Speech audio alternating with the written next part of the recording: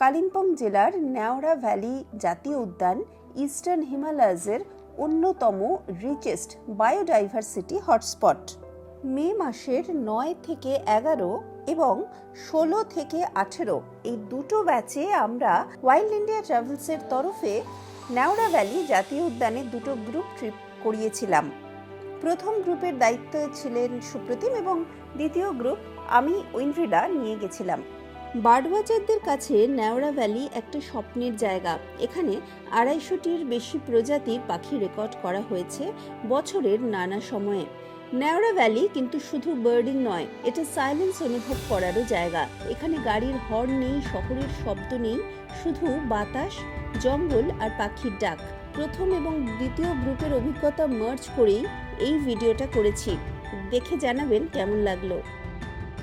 15ই মে সন্ধে 8:30 নাগাদ আমাদের যাত্রা শুরু হলো নিউ মাল জাংশনের উদ্দেশ্যে শিয়ালদা থেকে কাঞ্চনকন্যা এক্সপ্রেসে।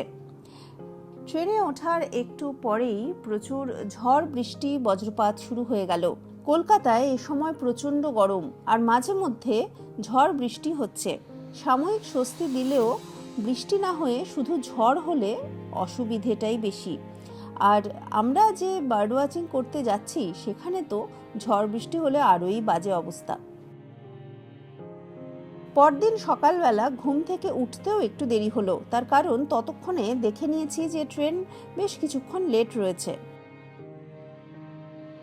শিলিগুড়ি থেকে নিউ মাল পর্যন্ত এই যে রাস্তাটা, এটা কিন্তু বেশ সুন্দর, জঙ্গলের মধ্যে দিয়ে পথ। মনে হয় সারাক্ষণই ট্রেনের দরজার সামনে দাঁড়িয়ে চারপাশটা দেখি।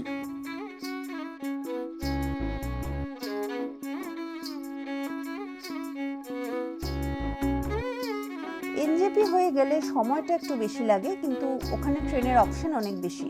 নিউমাল থেকে আমাদের লাভা পর্যন্ত পৌঁছানোটা সহজ হবে। এবারের ট্রিপে আমরা লাভাতেই থাকবো। এনজেপি স্টেশনের থেকে নিউমাল জাংশনটা বেশ ফাঁকা ফাঁকা। এখানে সবাই মিলে ট্রেন থেকে নামলাম। আমরা পৌঁছে গেলাম নিউমাল জাংশনে। ট্রেন মোটামুটি 40 মিনিট মতন লেট ছিল। সবাই ওয়েট করছি, আর একজন দুজন আসা বাকি আছেন, সবাই চলে এলে তারপরে আমরা আবার গাড়িতে উঠব। তোমার নাম কি? অপরাজিত। হ্যাঁ, অপরাজিত। দেখো একটা পাখি, বলতে বলতে পাখি উড়ে চলে যাবে। স্টেশন থেকে বেরিয়েই আমরা আমাদের নির্দিষ্ট করে রাখা গাড়িতে মালপত্র নিয়ে উঠে পড়লাম।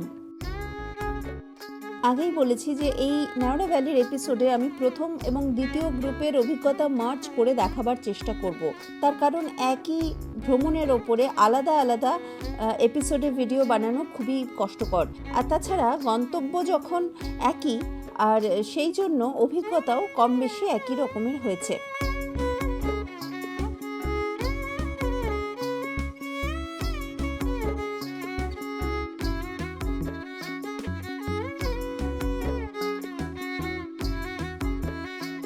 এরপর 2 ঘন্টা শুধুই গাড়িতে পথ চলা। তবে হ্যাঁ, মাঝে ব্রেকফাস্টের জন্য দাঁড়ানো রয়েছে।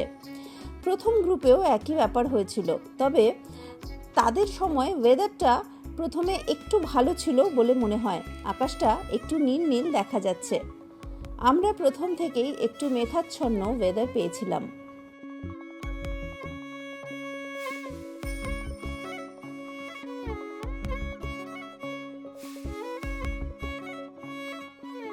এই জায়গা থেকে যেহেতু ভিউটা ভীষণ ভালো, তাই এখান থেকেই আমরা ব্রেকফাস্ট করেছিলাম।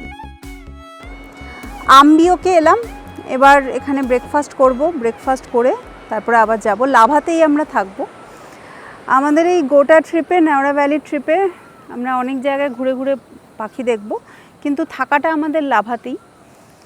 তো এই হলো ব্যাপার। এবার নিচেও ব্রেকফাস্ট করা যেত, ব্রেকফাস্টটা একটু লেটই হলো, প্রায় 11:20 বেজে গেছে, তো লেটই হলো। কিন্তু যেহেতু সেবকে অনেকক্ষণ ট্রেনটা দাঁড়িয়ে ছিল, সেই জন্য লেটটা হয়েছে। আর লেট হয়েছে বলেই নিচে মানে শিলিগুড়ির নিউ মালের ওখানে আমরা কোনো দোকানে খাবার ঠিকঠাক পেলাম না। ওই জন্য আর কি আমাদের টিম মোটামুটি আমরা 9 জনের টিম। বলো কি খবর? খুবই ভালো খবর। আমরা কোথাও ব্রেকফাস্ট পাচ্ছি না, সব জায়গায় ব্রেকফাস্ট শেষ হয়ে গেছে। এখানে আগে থেকে বলা ছিল তো সেই জন্য। আর এখানে পরিবেশটাও খুব সুন্দর, পাখিও রয়েছে নিচে। মানে আমি একটুখানি যেখানে গেছিলাম সেখানে তো ছিল না। হ্যাঁ, আমি বলে দিচ্ছি, এই যে জায়গাটা, এখানে একটা মানে জায়গাটা এমন, ব্রেকফাস্ট করতে করতে এই যে ভিউটা দেখতে পাওয়া যাচ্ছে, এবং এখানে দাঁড়িয়ে থাকলে বেশ কিছু পাখি উঠছে দেখা যায়। তো ক্যামেরা বাইনোকুলার রেডি রাখলে কিছু পাখির ছবি পাওয়া যেতে পারে। ব্রেকফাস্টে ছিল রুটি তরকারি, তার সাথে ডিমের অমলেট এবং মোমো।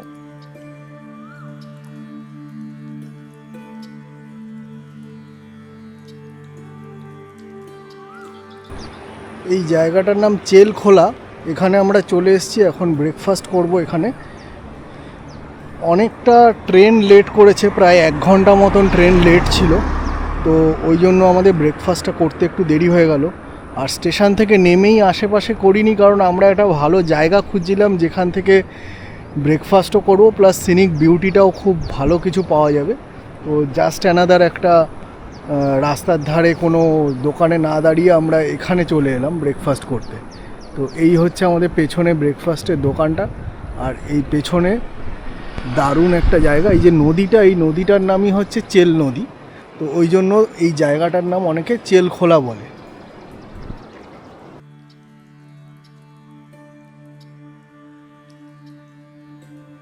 ব্রেকফাস্টের পর আবার শুরু হলো পথ চলা।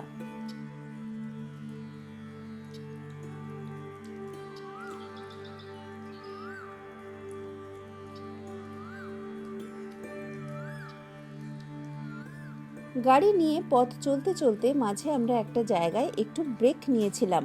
এখানে আমরা ক্রিমসন সানবার্ড দেখতে পেয়েছি।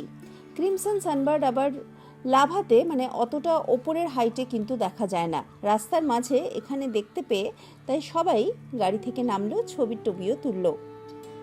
দারুণ সুন্দর এই পাখিটার লাল রংটা দূর থেকেই চোখে পড়ে।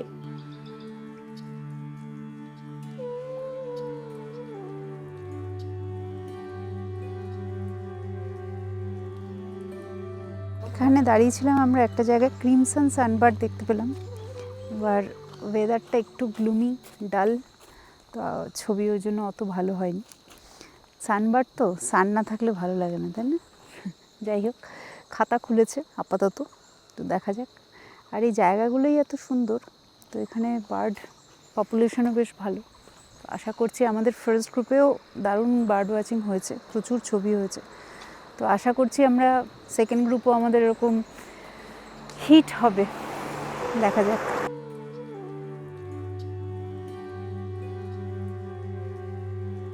এরপর আবার চলতে চলতে মাঝে একটা জায়গায় দাঁড়িয়ে কিছুক্ষণ পাখি দেখা হলো।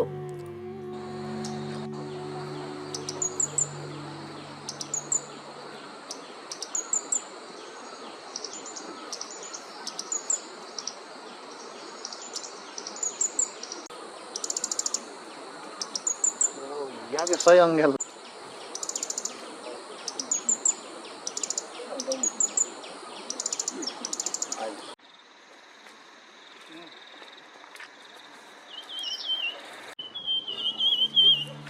চলার পথে একটু পাখি দেখতে দেখতে তারপরে আমরা আমাদের নির্দিষ্ট গন্তব্যে এসে পৌঁছলাম। এটা হচ্ছে নেওড়া ভ্যালির, নেওড়া ন্যাশনাল পার্কের প্রবেশ পথ, গেটটা। আর হোমস্টেটা জাস্ট এখানেই, একদম কাছে। তো পাখি দেখার জন্য এটা তো আইডিয়াল জায়গা। আরও ভেতরে এই রাস্তা দিয়ে গেলে বাজারের দিকটা যাওয়া যায়। এবার ভেতরের দিকটা থাকলে আমাদের একটা অসুবিধা হতো, ওখান থেকে আবার এতটা আসতে হতো। আর এর পেছনেই যেহেতু গ্রিনারি অলরেডি শুরু হয়ে গেছে, তো সেই জন্য আমরা এখানে অনেকগুলো পাখি পাচ্ছি আশেপাশে।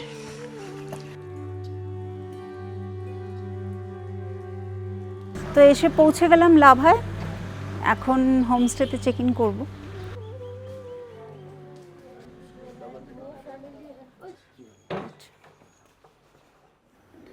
রুমে ঢুকে পড়লাম, অনেকগুলো ফ্লোর রয়েছে। এখন তো মেঘলা, ওয়েদারটা একটুখানি গ্লুমি। একবার রুমটা দেখে নিই।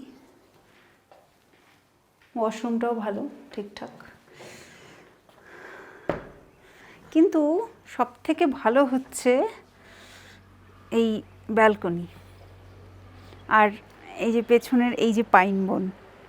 এখানে কত পাখি আসে আমি শুনেছি নর্মালি।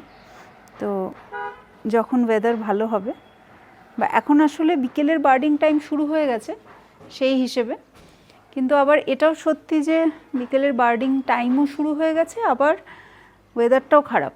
তো সেই জন্য হয়তো অতটা পাখি আমরা এখন কতটা কি পাবো সেটা দেখতে হবে। বাট আদারওয়াইজ পরিবেশটা তো ভীষণই সুন্দর, ভীষণই ভালো।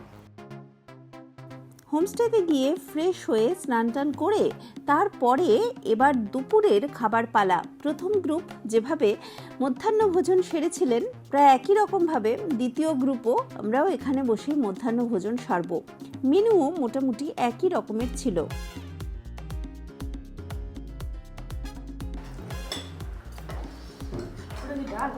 রাইস আর হচ্ছে বেগুনি, আর এটা তো স্যালাড, ডাল দেবো তোকে? আচ্ছা নিয়ে নে। একটা ভেন্ডি সবজি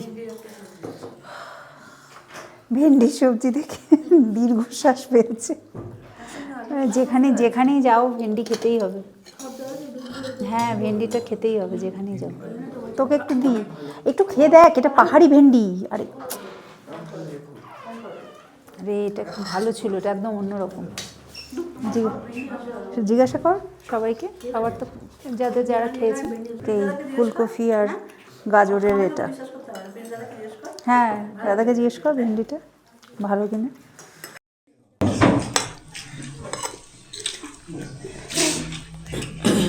তো সবাই ওটাই বলবে যে খুব ভালো।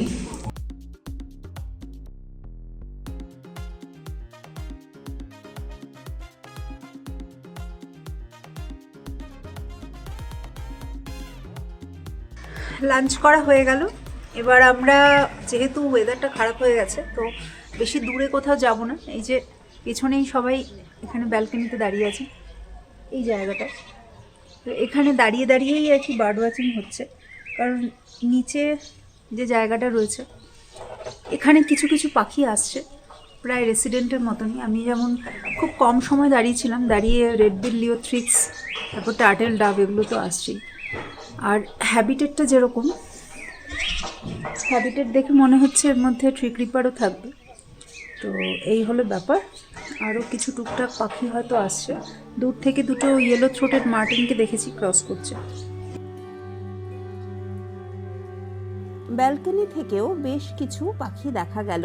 আসলে এই সময় আলো এত কমে এসেছে যে দূরে কোথাও যাওয়া সম্ভব নয়। আর মনে হচ্ছে এখনই বৃষ্টি নামবে, এত মেঘলা হয়ে গেছে। সেই জন্য আমরা বেশি দূরে যাওয়ার পরিকল্পনা বাতিল করে ব্যালকনি থেকেই কিছুটা বার্ড ওয়াচিং করলাম এবং আশেপাশে একটুখানি হেঁটে ঘুরে দেখলাম। সেখানেও আমরা টুকটাক কিছু পাখি দেখতে পেয়েছিলাম।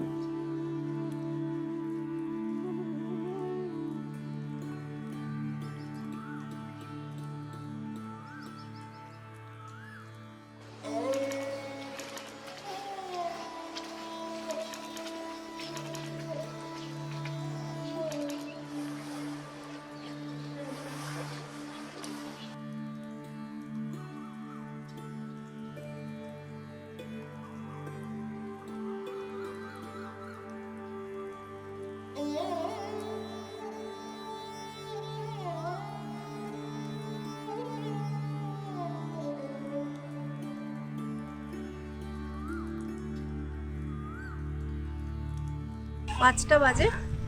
আমরা এখন লাভার রাস্তা একটু হাঁটাহাঁটি করতে বেরিয়েছি। এবার যদি কিছু পাখি পাওয়া যায় সেই আশায়। টুকটাক যে কিছু হচ্ছে না তা নয়, কিছু হচ্ছে হালকা টালকা, তাই না? কি হচ্ছে এটা? কি করছিস? হ্যাঁ, জোকের ফটোগ্রাফি। জোকোগ্রাফি জোক ধরেছে প্রিন্স দাদাকে, খুব সাবধান।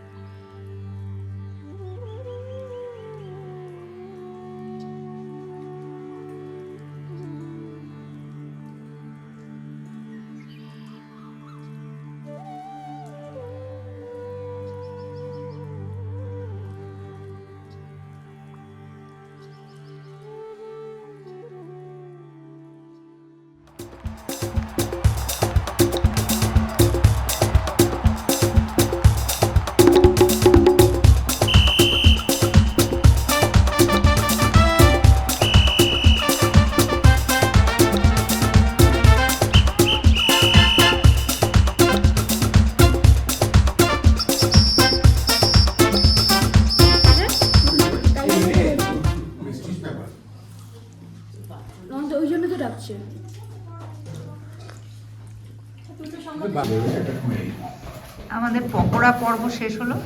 তাহলে এখন আমরা একটা কাজ করি, আমরা সাধারণত প্রত্যেকটা ট্যুরেই আর কি যখন পকোড়া পর্ব চালাই তখন আমরা বসে সাধারণত একটুখানি নিজেদের মধ্যে একটু গল্প টল্প করে নিই যে কে কোথা থেকে এসেছেন, কতদিন বার্ডিং করছেন, এই সব কিছু।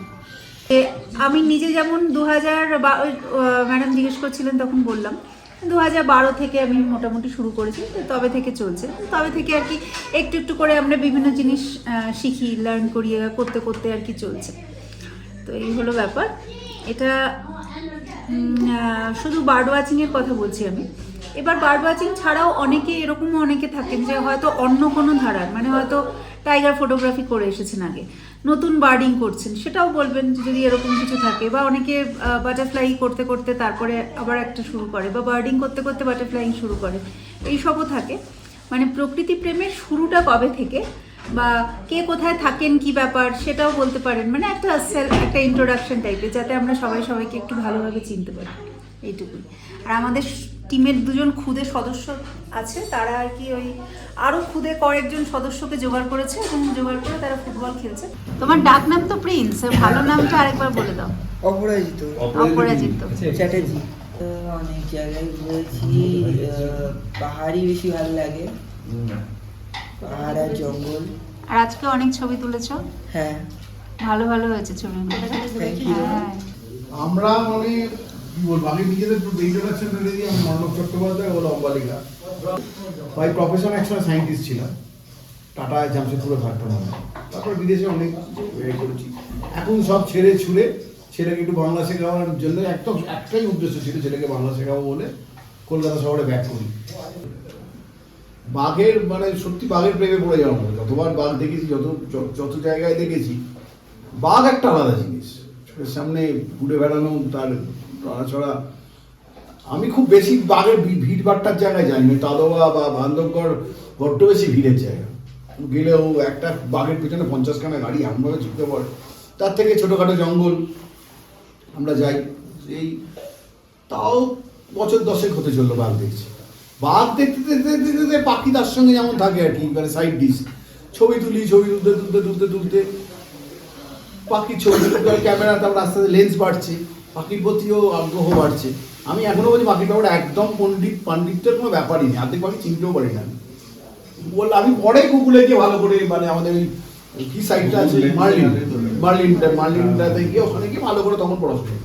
আগে দেখে নি, কারণ ওই দুটো অ্যাকশনে হয় না যে পাখিটার ছবিও দেখছি আর বুঝছি ওটা কোন বার্ড। আমি জিজ্ঞেস করি, আপনারা বলছেন মাথায় ঢুকছে, কিন্তু আমি খুব একটা মাথায় নিই না। আমি জানি এ তো পাবোই খবর, ছবিটা তুলি ভালো করে। অ্যাকশন ফটোগ্রাফি করতে খুব ভালো লাগে। পাখি একটা কিছু নিয়ে যাচ্ছে। স্পেশালি আরো ভালো লেগেছিল মোংলাজুড়ি। মোংলাজুড়ি হান্টিং একটা ফ্যান্টাস্টিক। ওই জলের ভেতর নিয়ে গিয়ে আর ওরা নিয়ে যায় খুব সুন্দর, এমন একটা অ্যাঙ্গেল করে দেয়, তুলুন। মোংলাজুড়ি থেকে আরো বেশি ভালোবাসি। তারপর 2 মাস আগে গেলাম ভরতপুরও খুব ভালো, খুব সুন্দর দেখে। এই করে করে পাখির প্রতি ভালোবাসা। আমি এখানে এসেছি, কিন্তু পাখি তো অবশ্যই দেখবো। আমি এসেছি হিমালয় ডিপে ঢুকে খুব কম দেখা হয়। হিমালয় আমরা যাই কি দেখি, 4টে সাইট সিনে গিয়ে এই মন্দির দেখালো, হ্যাঁ দেখালো, একটা ঝর্ণা দেখালো, দেখি চলে এলো, বা এই ধরনের তো আমরা করি। একটা হোটেলে রইলাম, বড় বড় টুরিস্ট স্পটগুলো দেখলাম, প্রচুর ভিড়। এই যে ডিপে ঢুকে দেখছি চারদিকে জঙ্গল, একটা ঝর্ণা দূর থেকে ঝরে পড়ছে, চুপচাপ কোনো আওয়াজ নেই, পাখির কিচিরমিচির করে চলে যাচ্ছে। আমরা কটা মানুষ, আমাদের তো অ্যামাজন হিমালয় এই দুটো তো আমরা খুব গর্বের জায়গা না। অ্যামাজন কবে হবে জানি না, আমাদের বাড়ির পাশে হিমালয়, যেখানে আমাদের স্টেটে সব জায়গায় আমাদের স্টেটের জিনিস আমরা কজন এক্সপ্লোর করি। আমার এই ট্যুরটা আর ওর ভিডিওগুলো আমি অনেকদিন ধরে আমি অন্যান্য মতো দেখি, দেখে আমার ইচ্ছেই ছিল আসবো। পুরো ফার্স্ট টাইম ভাবলাম যে let us go for an experiment, যে নেওড়া ভ্যালিটা যাই ওদের সঙ্গে। আমিও ভাবছিলাম মে মাসে কোথায় যাবো, কারণ আমার মোটামুটি 1 বছরের প্ল্যান চলে। পরের বছর কোথায় করবো এখন প্ল্যান করছি আর কি। মাস্টার্স ওই মোটামুটি ইউনিভার্সিটি থাকতে থাকতে টুকটাক কিছু রিসার্চের ইয়ে হতো। আমি মানে বটনি, মানে গাছগাছালিতে এমনিতে আমার খুব বেশি ইন্টারেস্ট, ওটা আমার সাবজেক্ট হয়ে যায়। আর ট্যাক্সোনমিক্স আর কি, মানে নমিনক্লেচার। বাট ওই জন্য এই রিজিয়নে নিয়ে যাওয়ার পর আমাদের টিচাররা খুব এক্সটেন্সিভ কাজ করেছিল, ওই জন্য ইন্টারেস্টটা থেকে গেছে। তারপরে এখন যেটা চলে ওর জন্য স্কুলের, আমি আগে হুগলি মহসিন কলেজে পার্ট টাইম লেকচার ছিলাম। তো তারপর বিদেশ চলে যাওয়ার পর ছেড়ে দিই। তারপর রামকৃষ্ণ মিশনে টিচার ছিলাম কিছুদিন। কলকাতা ফেরার পর তার চাকরি জয়েন করেনি পুরোপুরি ওনার জন্য। তো ওই জন্য আমার নিজের একটা টিউটোরিয়াল আছে। অভিজিৎ আর সুপর্ণাদি আপনাদের কথা বলুন। এই এত কিছু শোনার পরে আর বিশেষ কিছু না না, মানে কবে থেকে বার্ডিং করছেন বা দেখুন, ব্যাপারটা কোথায় হচ্ছে থাকেন? ছবি আমি আমাদের সেটা বলে দিই, আমি অভিজিৎ চন্দ্র, শ্রী বর্ণচন্দ্র, আমাদের অরিজিনাল বাড়ি হচ্ছে নর্থ ক্যালকাটার মানিকতলা। আমাদের অনেক পুরনো বাড়ি, প্রায় 100 বছরের উপরে। আর আমি প্রফেশনালি একজন চার্টার্ড অ্যাকাউন্টেন্ট। আমার নিজস্ব একটা ফার্ম আছে ছোট, সেটাই চলছে। এবং ছবি তোলার ব্যাপারটা, ছবি আমি অনেক ছোটো বয়স থেকেই তুলি, ভালো হোক মন্দ হোক, কিন্তু এই ছবি তোলার মধ্যে তখন থেকেই ছবি তোলার জন্য আমি একটু ওয়াইল্ড লাইফের ছবি তুলতে ভালোবাসি। প্রথম ডিএসএলআর ক্যামেরা কিনি এই 2012-13 সালে। তখন আমরা কোথায় যাচ্ছিলাম যেন, আন্দামানে যাওয়ার জন্য 2000 মানে অ্যামাজন অফার দিয়েছিল, 1300 দিয়ে আমি ফার্স্ট কিনেছিলাম। ছবি তোলা ওইটা থেকেই শুরু। তার সাথে একটা ওই দুটো কিট লেন্স ছিল, একটা 18-55 আর একটা 55-250। এই কিট লেন্স দিয়ে তখন বিক্রি হতো। তো 55-250 দিয়ে যতগুলো তোলা যেত তখন তুলেছি। তারপর পাখি শুধু নয়, তখন মানে পাখি যে তুলতে হবে এরকম কোনো আমারও ছিল না।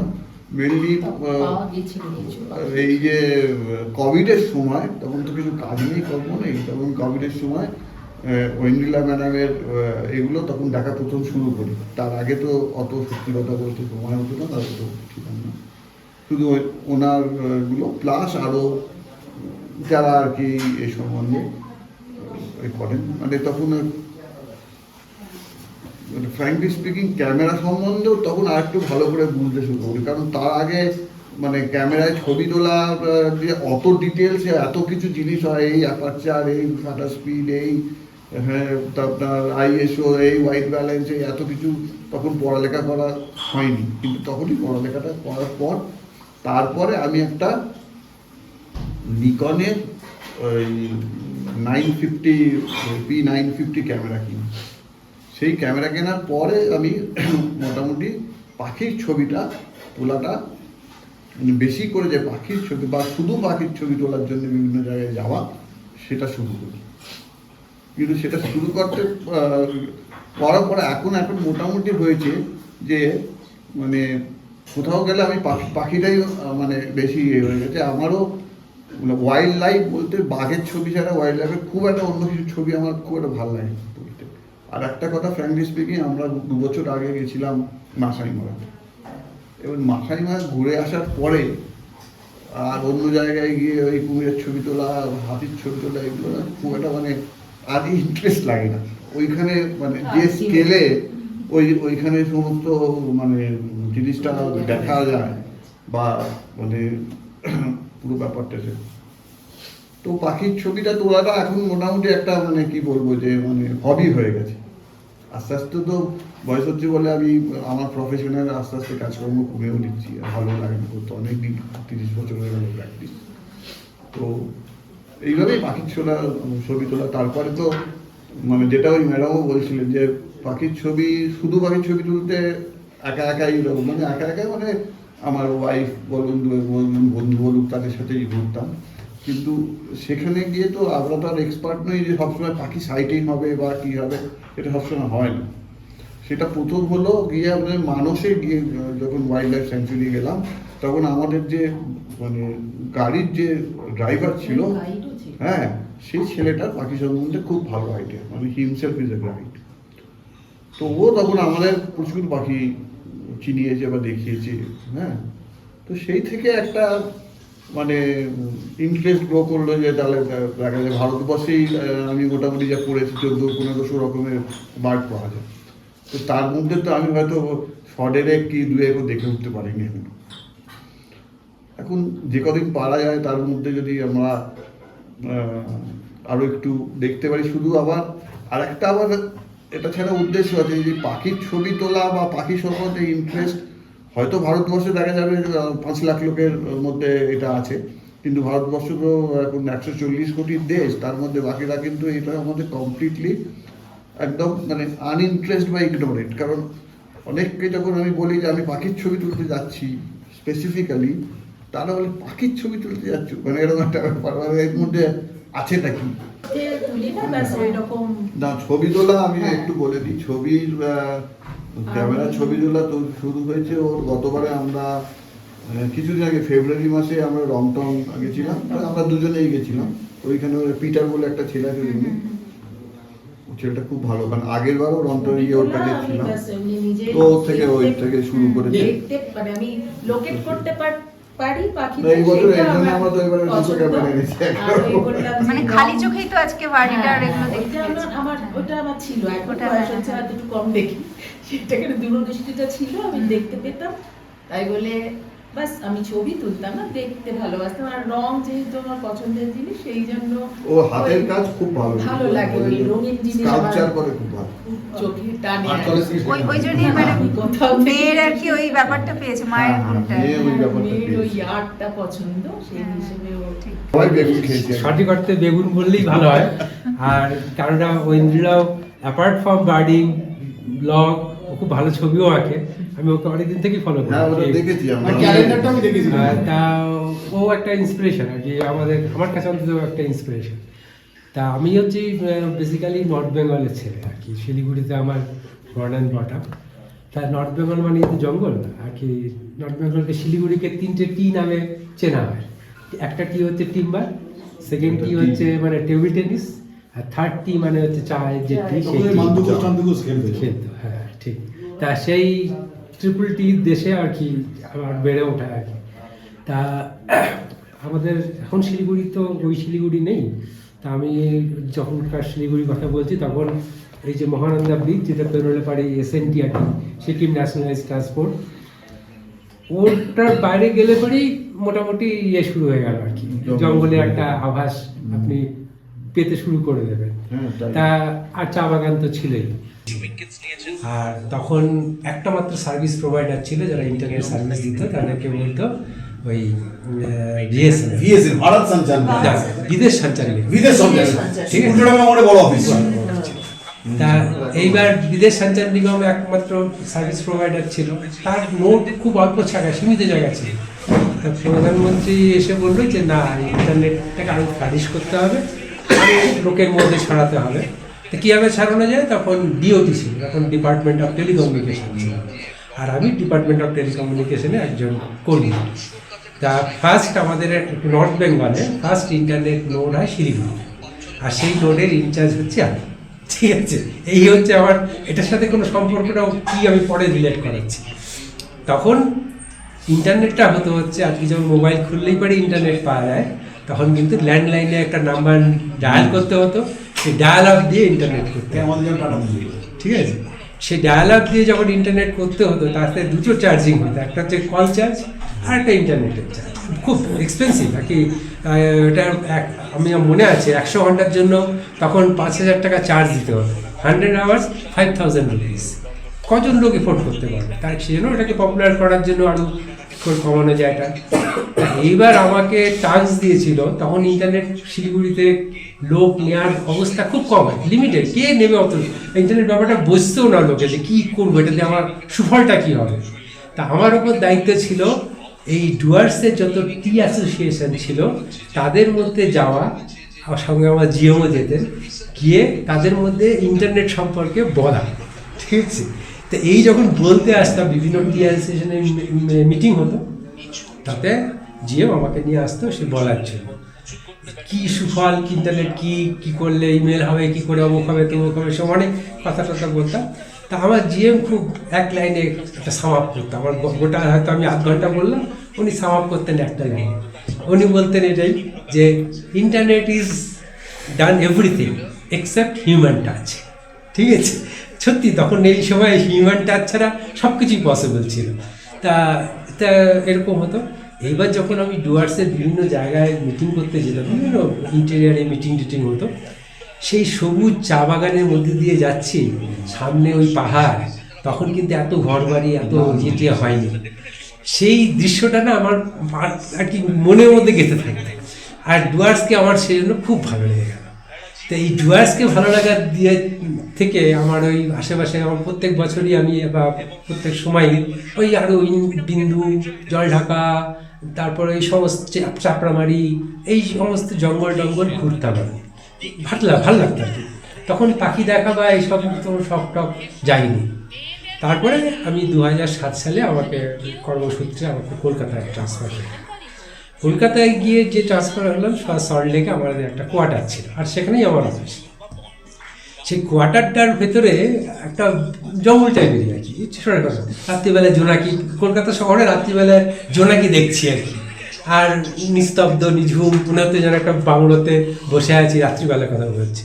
তা এই গাছপালা ওইসব নিয়ে ভালো লাগতো। অনেক লোকে বিরক্ত হতো, এই এত জঙ্গল, গাছ কেন কাটা হচ্ছে না, মাঝে মধ্যে সাপ বেরিয়ে পড়তো, দাঁড়ার সাপ, শিয়াল বেরিয়ে পড়ছে, তখন শিয়াল পাওয়া যেত সল্ট লেকে। তখন 2007 সালে আমি ছচককে শিয়াল দেখার সৌভাগ্য হয়েছে। তারপরে ওই আমাদের বিভিন্ন বড় গাছও ছিল, আবার ছোটো ছোটো আগাছা জাতীয় গাছও ছিল। বিভিন্ন রকমের পাখি সেখানে আসছে, সব পাখি কিন্তু চিনতাম না। এই দেখতে দেখতে লোককে দেখাতে দেখাতে এটা কী পাখি বল, এটার নাম কী, এরকম যারা যারা পাখি নিয়ে উৎসাহী তাদের কাছ থেকে জানার চেষ্টা করতাম। এরকম বেশ কিছু উটপেকার পেয়েছি, দেখেছি। তখনও মোটামুটি একটু প্রকৃতির সাথে একাত্ম হচ্ছে আর কি, তখনও অত পাখি টাকি অত। এইবার 2020 সাল, তখন তো ওই কোভিড শুরু হলো, আর ঠিক জানুয়ারি মাসে আমাদের একটা ওই ভলেন্টিয়ারি রিটায়ারমেন্ট স্কিম আসলো। তা আমি ভিআরএসটা নিলাম। আমার 37 বছর চাকরি, ভালো লাগছিল চাকরি করতে। এই চাকরি করবো একটাই জীবন, আর কবে দেখবো এত বড় দেশটাকে, দেখবো কবে, ভিআরএস নিয়ে নিলাম। আমিও জানুয়ারি মাসে ভিআরএস নিলাম, মার্চ থেকে শুরু হয়ে গেল লকডাউন। আর প্যাথেটিক অবস্থা, যে উদ্দেশ্য নিয়ে করা সেই উদ্দেশ্যটা আর হচ্ছে না। তখন ওই একটা ক্যামেরা কিনলাম, অনলাইনেই কেনা, সে নিকনের একটা D33-200 একটা বেসিক বডি, আর তার সাথে ওই 70-300 একটা লেন্স, একটা কিট লেন্স থাকে ওদের সাথে, 1855 কিট লেন্স, ওটা দিয়ে হাতে করি বলতে পারে। আর আমার বেশ কিছু কর্মী, তারা ফটোগ্রাফি বহুদিন থেকে করতো আর কি। ওদেরকে ছবি তোলার আমাকে একটা অনুপ্রেরণা কীভাবে তুলতে হয় না তুলতে হয় একটুখানি ওদের কাছ থেকে জেনে টেনে, এইবার যখন একটুখানি খুললো আর কি যাতায়াত করার সুযোগ হলো, অ্যাক্সেসিবিলিটিটা বাড়লো, তখন আমার ফার্স্ট বাইরে যাওয়া হচ্ছে ওই মোংলাজেরি দিয়ে। আপনারা মোংলাজেরি গল্প করছে, মোংলাজেরি দিয়ে ফার্স্ট আমি শুরু করলাম বার্ডিং আর কি। কিন্তু তারপরে আস্তে আস্তে আমার ইয়েটা শিফট করে গেল আর কি, শিফট করে গেল। আচ্ছা বার্ডিং তো করবো, আচ্ছা নেচারটা থাকবে তো। আজকের দিনে যদি দেখাই সত্যি কি নেচারটা আছে, আপনি যেখানে যান, আমি অরুণাচল প্রদেশে 4 বার গেছি, ঠিক আছে, প্রতিবার যাচ্ছি গিয়ে দেখি হ্যাবিটেট লস হয়ে যাচ্ছে। আমি টানেল বানাচ্ছে, এই রাস্তা বানাচ্ছে, মান্ডলা টপ না এটা, মান্ডলা টপে গেলাম। মান্ডলা টপে যেখানে ওই আপনার ওই কি স্যাটারটা পাওয়া যায়, স্যাটার না, ওটা কি ট্রোগোপনটা পাওয়া যায়, টিমিক্সের ট্রোগোপন দেখতে গেলে আরও অনেক পাখি পাওয়া যায়। ওখানে গিয়ে যে ছেলেটা আমাকে নিয়ে যাচ্ছিল আর কি, যে আগে গাইড ছিল আর কি, বললো দেখুন এই জায়গাগুলো না আগে জঙ্গল ছিল, এখন সেই জঙ্গলটাকে উড়িয়ে দিয়ে ওখানে যেহেতু রোদটা ওই সময় এসে পড়ে, ওইখানে ফার্মিং শুরু হয়ে গেছে। আগে ওখানে প্রচুর রকমের লাফিং থ্রাশ পাওয়া যেত। লাফিং থ্রাশ কিন্তু একটুখানি ওই জঙ্গল একটুখানি ঝোপঝাড়ের মধ্যে থাকে, এসব ওই হ্যাবিটেটগুলো লস হয়ে যাচ্ছে। তাই আমি একটা জাস্ট সিম্পল উদাহরণ দিলাম। আমি আমার ডুয়ার্সে যে পরিমাণ হ্যাবিটেট লস হয়েছে, আপনি মূর্তি নদী, মূর্তির পাশে যদি যান, মূর্তি আগে যা ছিল, মূর্তিতে আমি যখন ফার্স্ট টাইম গিয়েছিলাম তখন সেখানে সোলার লাইট ছিল, আর ওই যে বাংলোটা ছিল কাঠের বাংলো, ওই ট্রেনের যেমন 3 টায়ার স্লিপার থাকে ওরকম 3 টায়ার ছিল, একটা পাশে মই দিয়ে ওপরে উঠতে হতো। রাত্রিবেলায় ওই সোলার লাইট জ্বলতো বা মোমবাতি জ্বালিয়ে জাগতে হতো। আশেপাশে প্রচুর পাখির আওয়াজ, আর ওই জলগুলো যখন পাথরে গায়ে ধাক্কা লেগে লেগে যেত না, তার একটা সাউন্ড হতো, বিভিন্ন রকম আওয়াজটা আমি বলতে পারবো না, কিন্তু আপনি ওখানে যখন বসে শুনবেন সেই আওয়াজটা, একটা অসাধারণ অনুভূতি তৈরি হতো। আর ওই বাইরে দাঁড়িয়ে যখন আপনি আকাশটাকে দেখবেন, ওই আকাশটা যখন পরিবর্তন হয় রাত্রিবেলায়, ইয়েগুলো আপনার নক্ষত্রগুলো সব চেঞ্জ হয়ে যাচ্ছে, আপনি বুঝতে পারছেন যে দেখাচ্ছেন যে নক্ষত্রকে এখন দেখছেন সেই নক্ষত্রটা পরে ওইখানে শিফট হয়ে যাচ্ছে। এই যে আকাশের পরিবর্তন হওয়া, পাশে ওই তারপরে যখন আমি গেলাম আলোয় ঝলমল করছে, আকাশ আর দেখতে পাচ্ছি না, জঙ্গল কেটে সাফ হয়ে গেছে। মূর্তির তো মেন আরো হয়েছে যে মূর্তির ওই যে ওখানে সমস্ত রেসিডেন্সিয়াল অ্যাকোমোডেশন তৈরি আর পারমিশন করে দিয়েছে প্রায় 500 না কতগুলো বাড়ি তৈরি আরণ্যক বলে একটা ইয়েকে ওই গভর্নমেন্টের এটা করেছে, হ্যাঁ। ওটা কমপ্লিটলি ইলিগাল। দিল্লি কিন্তু রাখতে হবে। তারপরে আমার আরে ওকে ঝোল দেবো তো? মাটন পটল কেমন রে? মাটন না চিকেন? চিকেন তো একটু ঝোল দেবো তোকে? আরেকটা ছয় জস বাটলার কাঁদছে কেন? সেকেন্ড ল্যাঙ্গুয়েজ বাংলা তো? পেঁয়াজ দে। কারণ নিয়ে ভাই